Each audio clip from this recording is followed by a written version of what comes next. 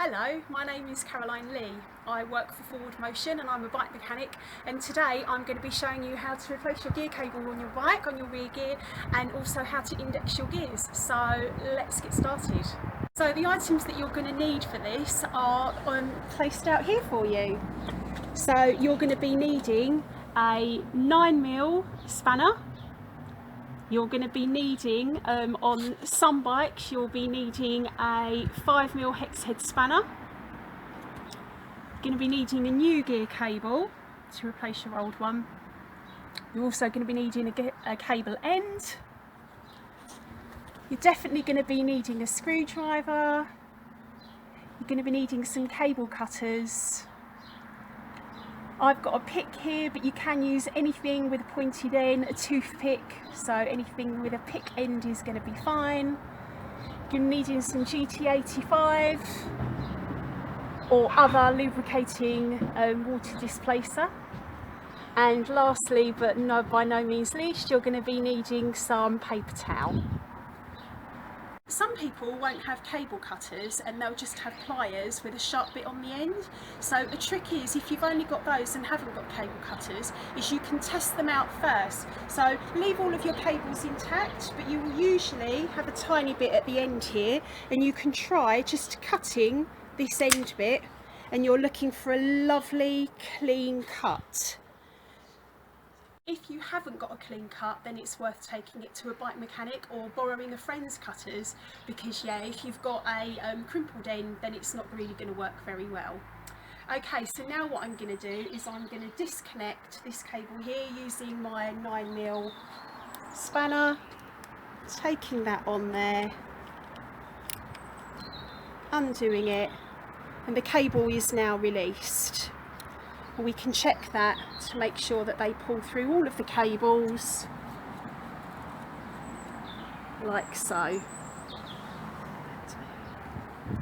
You want to make sure that all of them aren't stuck inside the cables, because if you're only replacing the inner cable, you don't want to do that and then realise that the outer cables are stuck. So this pulling through process really helps determine whether the inside of the cables still can be used. So on this bike, the outer cables are fine, it's just the inner cable that I'm going to be replacing.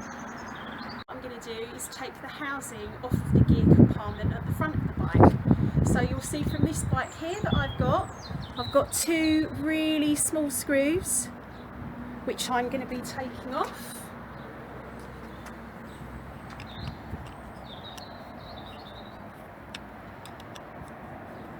Now, because they are small, I always put a hand underneath.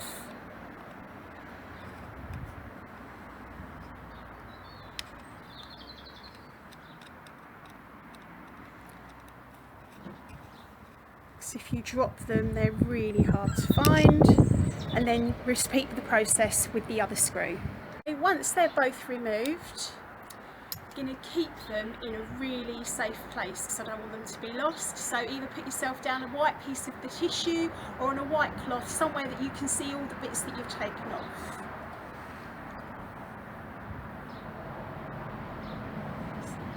So that's then kept nice and safe.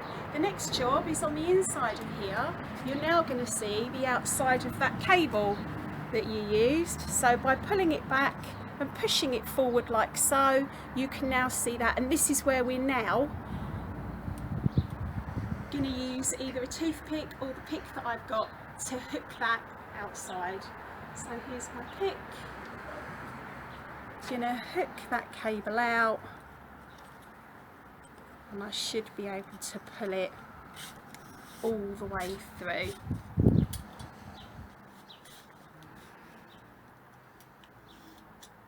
Like so. And now you can see the difference between the old cable that I'm replacing. If I wind that up and put it beside the new one, you can see just how dirty it is and how discoloured it is against the brand new one that I'm going to be replacing on there.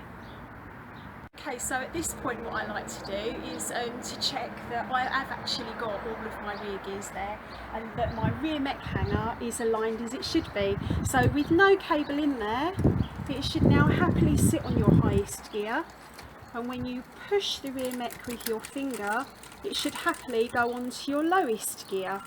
If you find but when you do this it jumps too far this way, or again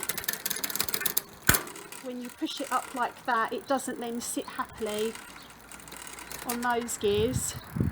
Then what you need to do really is take it to a bike mechanic and ask them to do the rest, and what they'll do is they'll look to see if your rear mech hanger needs realigning or to see whether your limit screws need checking, but any good bike shop would be able to do that for you. So now we are ready to put the new cable in. So the new cable fits just inside the hole, so you will see where the old one came out from. You'll see that there's a groove in there that guides the cable in. So that's where we're going to be putting it.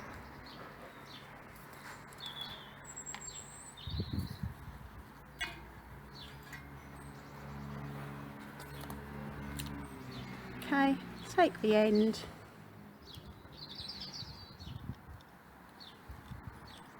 guide it through. Again, you might need your pick at this point just to help it guide it through into that hole. And then keep pulling it through, and then you'll see that the larger end will locate and sit in the hole like so. If you've had your bike from new, you will know that all of your components match, but if it's a second-hand bike or if someone's given you a spare wheel at some point, at this point it's worthwhile just checking that you've got the right gears on the front to what you've got on the back. So the easy way to do that is to actually have a count. So I've got you're counting the teeth, so I've got 1, 2, 3, 4, 5, 6, 7. So I know that on this bike I should have 7 gears, and then you can make sure on the front, so not only has it got the numbers going round to 7, but I can actually check them with a click. So I'm in a gear now, 2, 3, 4, 5, 6, 7, and then I can pull it the other way to make sure that I've got 7 released. So it's in a gear now, 1, 2, 3, 4, 5, 6, 7.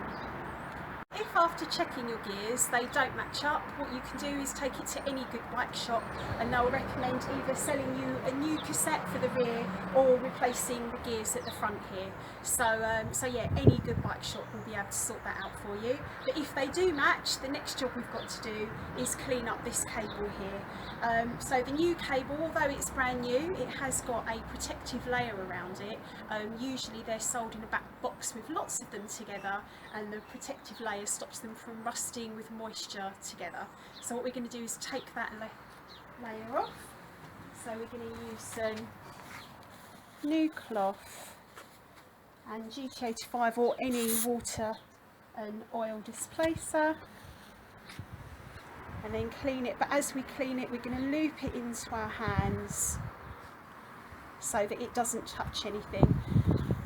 If the cable was to touch the floor now, then dirt from the floor would stick to the cable, so it's really important that nothing now touches the cable. And what I'm going to do is I'm going to start putting it into the cable just here. As the cable comes through, you can then pull it and start. So it goes from the front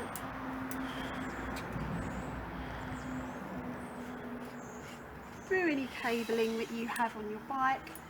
Some bikes will have cabling all the way through, but this one doesn't. It's broken down. It does depend on the bike that you've got.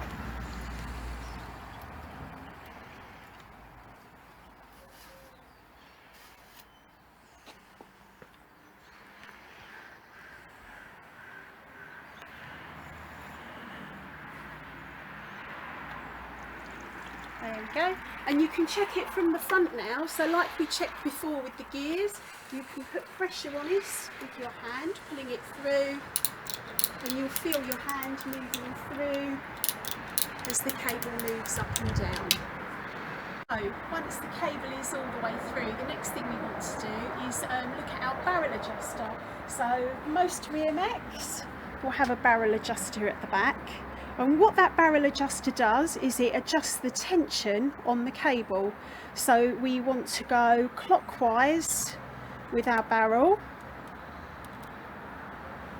And then once we've gone clockwise with our barrel, we want to do 2 turns anti-clockwise, and that's the position that we need it in to start with. So once it's in that position, the rest of the adjustment is going to be done once the cable is clamped into place. So the cable is going to be threaded through so it goes underneath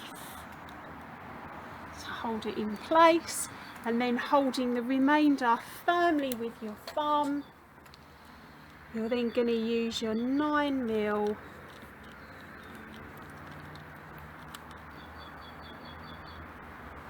and you can check that you clamped it properly by pulling your cable, and when you pull the cable you should see that your rear neck then starts to move at the back here. From here what I'm going to do is check how indexed the gears are. So to do that I'm going to turn my pedals and I'm going to try changing my gear. So first one's fine. Now that noise you can hear means that I haven't got quite enough tension on this cable. So I'm going to keep going anti-clockwise until it jumps up and isn't making that noise anymore. Then I'm going to try going up to my next gear using my gear changers. That's gone up. Again, this one hasn't quite gone up, so I'm going to go anti-clockwise, and that's just gone up there. And now I'm going to make sure they come down.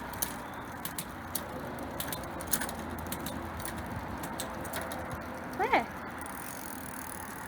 And that is how to index your gears. That's them indexed lovely now. What we're going to do now is cut this cable. I usually leave a thumb's amount and then make a nice cut. So I'm going to get my cable cutters.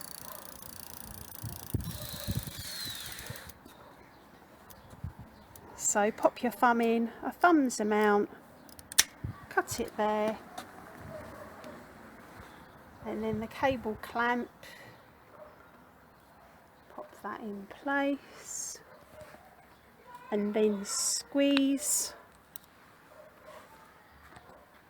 By doing that and covering your cable, it means that it won't then fray, so that should keep it. If you ever notice that that's come off, most bike shops will cover your cables for you for free. Okay, and last but not least, you're going to put your cover back on the front. Remember, this is where you've got your really tiny screws, so you want to be really careful again until they take hold to keep your hands underneath, just so that you're going to make sure that you don't lose them. The last job really is to take your bike for a bike ride. These cables do come pre-stretched, that's what they're classed as, but like anything over time that's kept under tension, they will give slightly, so I would recommend, for the first 2 or 3 rides, taking it. And if you find that when you're going up your gears, they're a little sluggish, then remember you've got that adjuster on the back so that you can just go anti-clockwise with it just until they run smoothly and are indexed. There you go, happy riding guys.